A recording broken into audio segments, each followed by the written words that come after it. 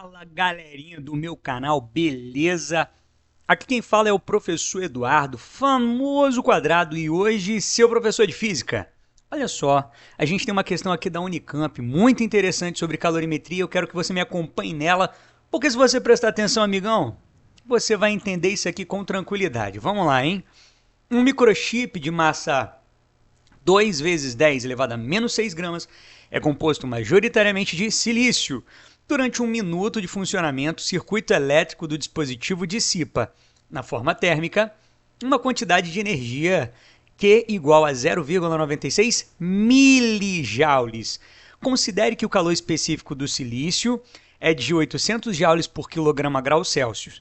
Caso não houvesse nenhum mecanismo de escoamento de calor para fora do dispositivo, em quanto tempo sua temperatura aumentaria após esse tempo de funcionamento?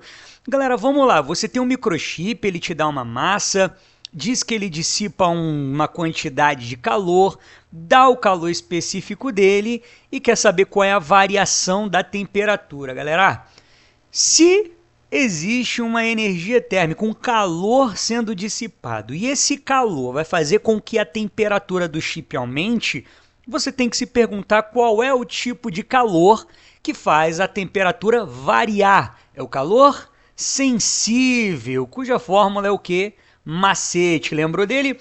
Professor, e se ele estivesse falando de mudança de fase? Seria o que mole. Tá lembrado? Agora, olha só. Ele dá várias unidades aqui pra gente, tá? De calor, massa. Só que a gente precisa colocar todos eles numa unidade coerente. Não tô entendendo, professor. Olha o calor específico, tá?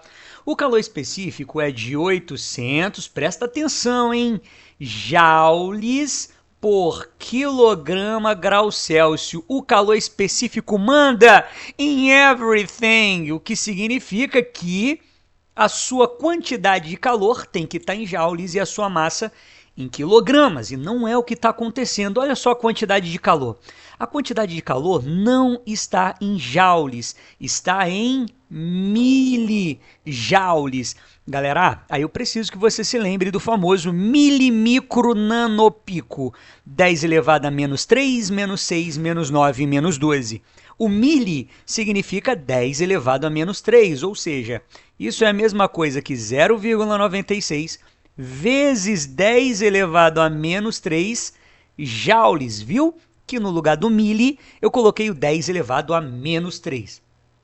Presta atenção nisso, tá? Já coloquei a minha unidade de calor em joule, assim como o calor específico mandava. Agora o calor específico também manda que eu use a massa em quilograma, mas dá uma olhada na massa que ele me deu, esse safadinho, olha só. 2 vezes 10 elevado a menos 6 gramas. Professor, é verdade que transformar gramas em quilogramas é só dividir por 1000? Exatamente, é só dividir por 1000. Professor, é verdade que 1000 é a mesma coisa que 10 elevado a 3? É verdade, então eu vou dividir por 10 elevado a 3. Ah, por que isso?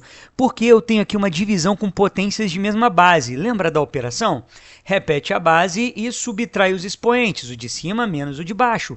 Vai ficar então menos 6 menos 3, que vai dar menos 9. Perfeito, eu sei que você respondeu isso. Então 2 vezes 10 elevado a menos 9 quilogramas. Então, antes de mais tudo, a gente precisava pegar essas unidades aqui e deixar elas em uma unidade que fosse coerente para mim. E quem é que manda nas unidades? O calor específico. Nunca se esqueça disso, beleza?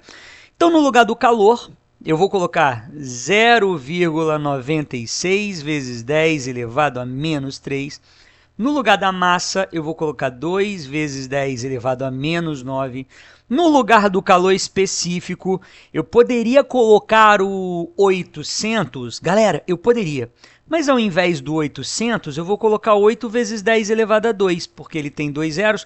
Por que eu estou fazendo isso? Você consegue me responder?